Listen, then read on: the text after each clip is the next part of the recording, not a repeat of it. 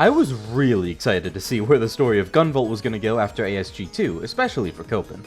I fully expected it to continue on from where ASG2 left off, but maybe going into this totally blind wasn't such a great idea, because my thoughts on uhhh can be summarized as thus. What the fuck?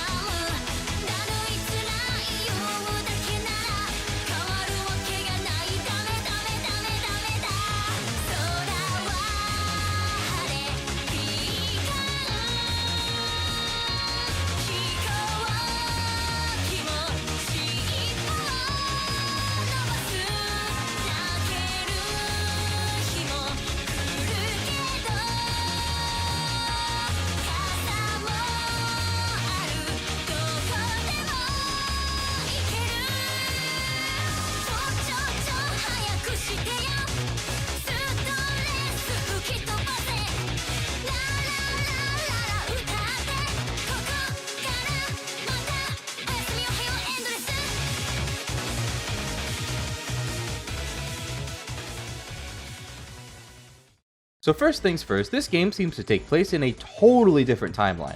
I don't know if this is technically considered a spoiler since it doesn't become obvious until the very end of the game, but fuck it, I think it's very important to know if you're playing this for the first time, that this game seems to take place after the bad ending of Gunvolt 1. So a total branch off of the main storyline.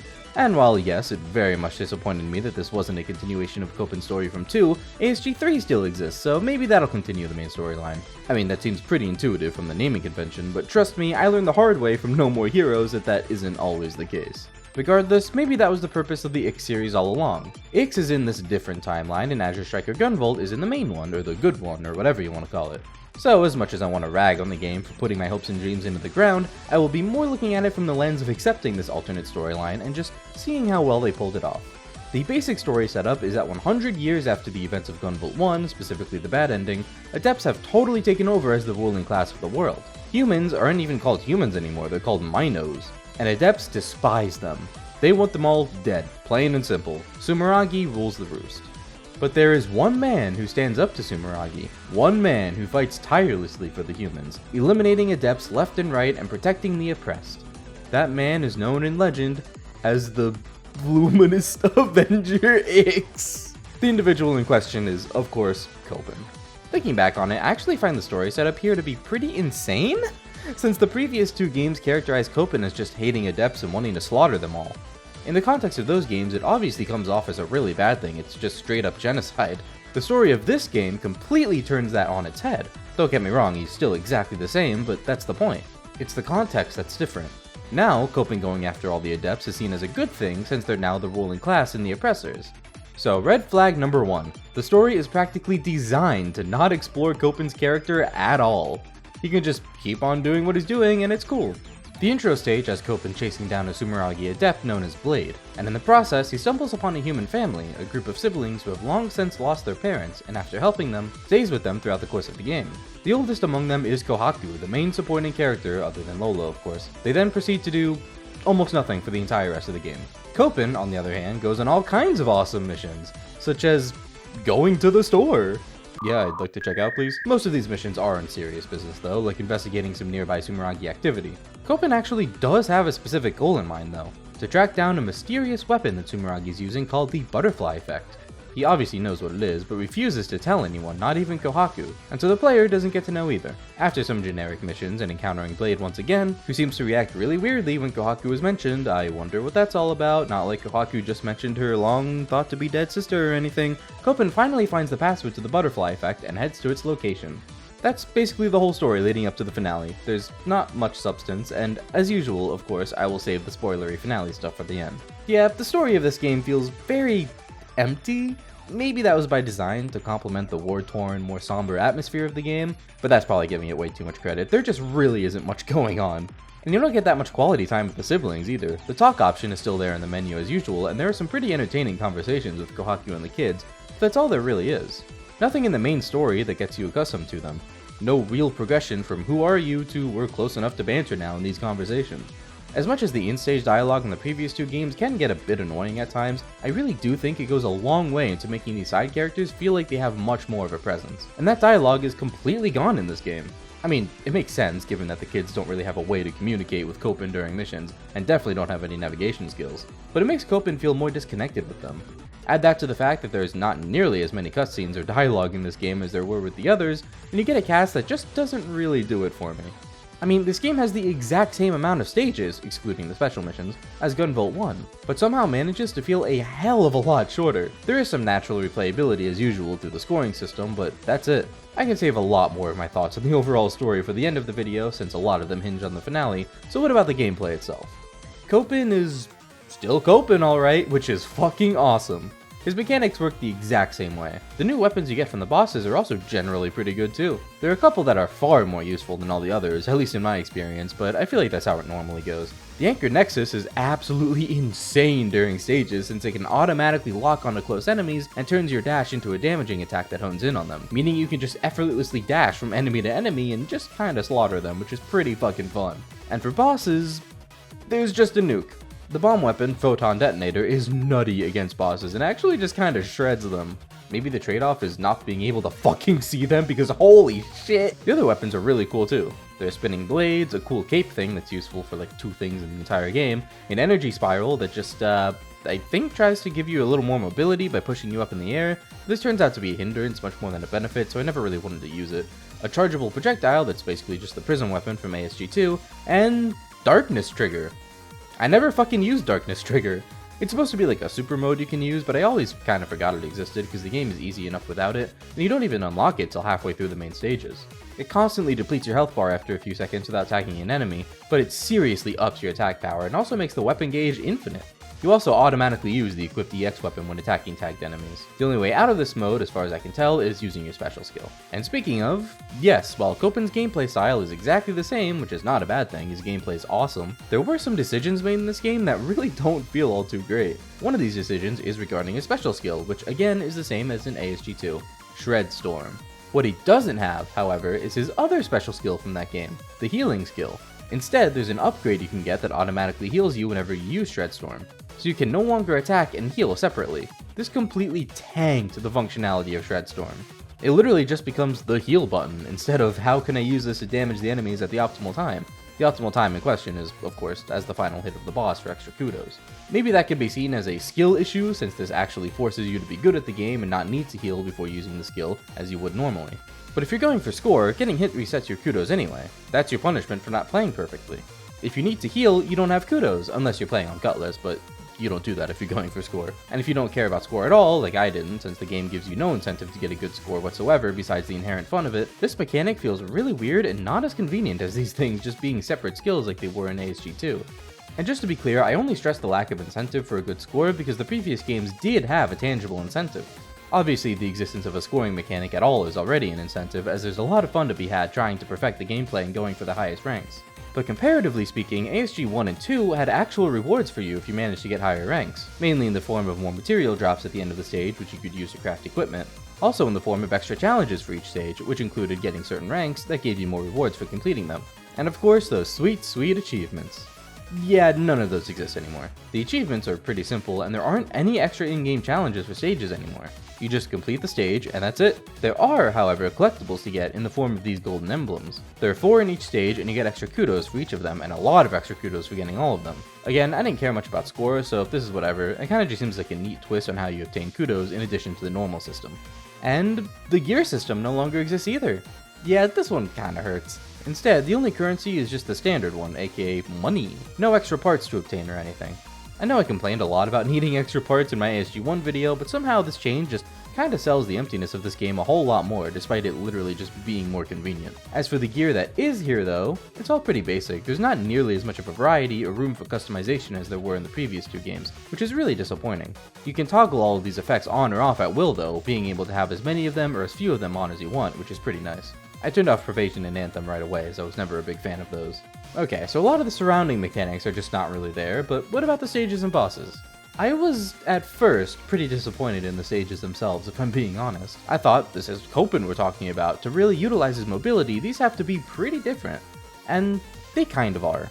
I was expecting and hoping for kind of crazier stage layouts that Copen could really move through, and while these stages aren't that far of a cry from the kinds of layouts we got in ASG 1 and 2, at the end of the day, it's still Copen. It doesn't change the fact that he is really fun to play, and there are a good handful of vertical segments that do feel specifically designed for Copen. I was just pretty put off by the fact that a lot of these stages feel like they could also easily be cleared with Gunvolt. There's also the fact that some of these stages just feel like straight lines at times, something ASG1 definitely had some issues with in its final stages, and I was kinda disappointed to see that present again in a game centered around Copen. So I'd say I'm kinda split on the stages. They did bring back the data center from Gunvolt 1 though, which was awesome to see. It's like a really run down version of it that still has original mechanics, but also that same familiar layout. And the bosses are top of the line. These really do give off the feeling that they were made for Copen. The feeling of just needing to dash and zoom everywhere just to survive. Pretty much all of these bosses require a lot of aerial movement to combat them, which is so fun to do as Copen.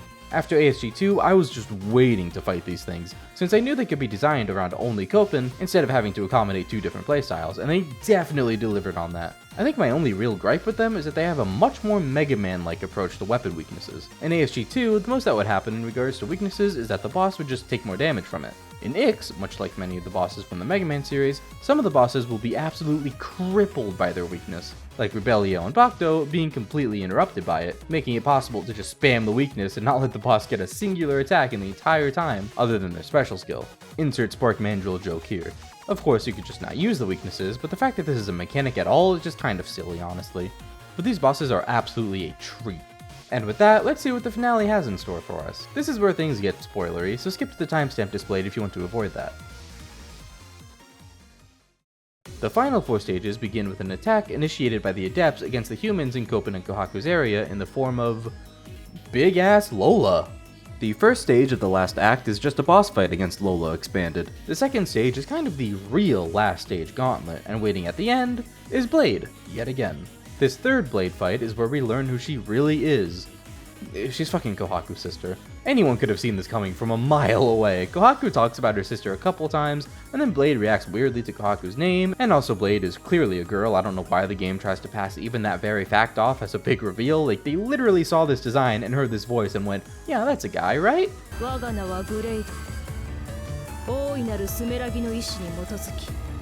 A thing I've always found really weird in a lot of media is when masked, unidentifiable individuals are just assumed to be guys and then proceed to have this grand fucking reveal when it turns out they're a girl. Like, yeah, you got a 50-50 chance, calm down. And it's made doubly hilarious in Ix because of how obvious it is that she is a girl right from the get-go. Like, it's really not as ambiguous as the devs thought it was. After this stage, nothing happens.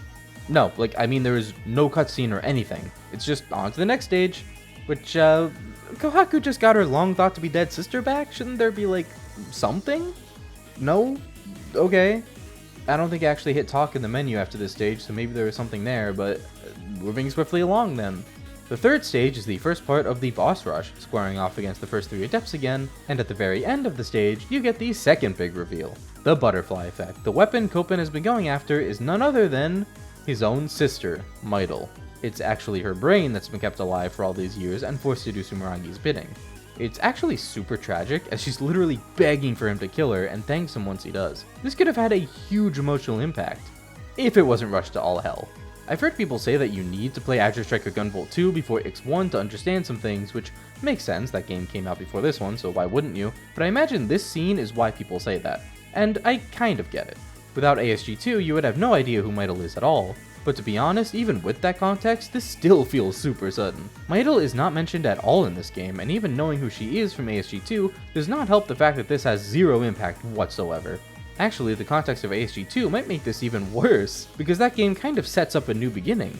There are open questions, and Mytl is established as being an adept, which is an issue for Copen, and the way he deals with that remains to be seen. But it's not seen, apparently, because Mytl just materializes again and then dies 2 seconds later. So there goes that, I guess. I know this is an alternate timeline, the events of ASG2 didn't even happen since Gunvolt is dead, so maybe that doesn't matter too much, but I still find it really funny. I'm not gonna act like there weren't at least some hints though. For one, the very Lola-esque robot that Sumeragi used to launch the attack on the humans. There are only a handful of people we know of who could have had some connection to Lola and may influence Sumeragi to use this kind of design. I first thought when seeing the giant Lola was actually Copen's dad, but obviously he's dead. Besides Copen himself, it makes sense that Mytl would be the only other suspect, and her and Lola are seen as having a strong connection in ASG2, and even being the reason Lola has her humanoid form in the first place. Which brings us to hint number 2. Lola's humanoid form is one that also has an adept ability, one that is very similar to Mytl's Muse. This is thanks to the effect both Mytl and the Shards had on Lola in ASG2, which marks the only instance of a robot, or any non-human, that has been able to wield an adept power. Until this game. One of the adepts Copen goes up against, Dice9, is also a robot, and has a short conversation with Copen before the fight about how he's the only other robot Copen's ever seen to have an adept ability. These are details I really do appreciate, honestly, and the more I think about it, the more disingenuous it feels to say that Mytl's appearance came out of nowhere. There were some neat, subtle hints dropped. The encounter itself, though, is very quick. It's pretty obvious that Copen knew the butterfly effect was Mytl all along, and that's why he refused to tell Kohaku or any of the others what it was, because it was just so personal to him. But even so, almost no words are exchanged, and the player barely has time to let the situation sink in before Mytl is killed and you move on to the next stage. And the following stage is not much better. The very final stage houses the second half of the refights and the final boss. The AI Sumeragi keeps touting that's behind all this. Demerzel. Yeah, the butterfly effect wasn't the end of things, it was only a weapon after all. The brain of the whole operation, don't think about the fact that Mytl was a giant brain, is this AI that turns out not to be an AI at all actually, but a real flesh and blood adept. And is an adept that we know all too well. Mr. Asimov himself. It's here that we see what this timeline really is. Through Copen and Asimov's conversation, it's made clear that this is 100 years since the events of the first game. Copen basically turned himself into a fucking android to survive and not having to worry about human aging, and I assume it's the same for Asimov, or maybe his pure electrical form is just so baller that it doesn't age. Asimov killed Gunvolt and Jewel, which is the big indicator that this follows the bad ending of ASG1, since, well, that's what fucking happens in the bad ending of ASG1. And Asimov is grooming yet another pair of adepts, just like he did to Gunvolt and Jewel before them 100 years ago. This is actually an idea that I adore and never would have expected they'd follow up on.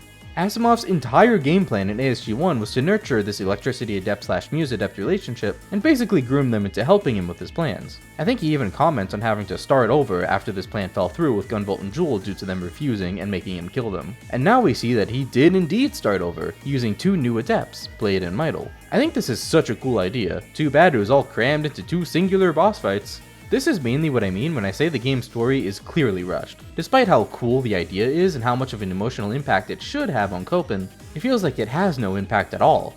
It just kinda happens all of a sudden, and then Asimov is defeated and goes oh no, and oh, Copen is dead. The ending scene is honestly pretty nice. Kohaku, despite having no powers at all and just being a regular ass human, rushes in to save Copen. She gets into danger herself but is saved by her sister and runs along to drag Copen out of there. This is a pretty touching display of the relationship Copen and the siblings have built up to this point. And if anyone is gonna bring Copen to the brink of death, it's gonna be Asimov. Not the first time he's gotten a 1-up on Copen. And that's it! Copen is saved, Asimov is dead, and we don't really get to see what happens next, but presumably Sumeragi's plans are foiled. At least the Demerzel plan. They're obviously still the ruling power and the war on humans is not going to change, but the immediate threat is gone. And I suppose we'll see how this continues in X2. I think. I don't want to make any assumptions, because holy shit, that aged so poorly in my ASG2 video. So that's Luminous Avenger X. Overall, I am very lukewarm on it. I think it had good ideas that were executed very poorly, mostly in terms of its story. And the game definitely could have benefited from framing itself as being in the timeline it's in right from the get-go. The Copen gameplay is still there, as good as ever, but all the surrounding features are very watered down and it just does not feel great. This is without question the weakest entry for me so far, but maybe X2 can turn that around. Yes, I am choosing not to think about the fact that I've heard mostly negative things about X2, and Gunvolt 3 for that matter, but I am very much looking forward to seeing for myself if those sentiments end up holding true for me. If you enjoyed the video, there are some pretty neat buttons you can press down below to keep up with my content. I also have some social media and a Discord server you can join, so check the description. Thank you so much for watching, and I'll see you in my next endeavor. Peace.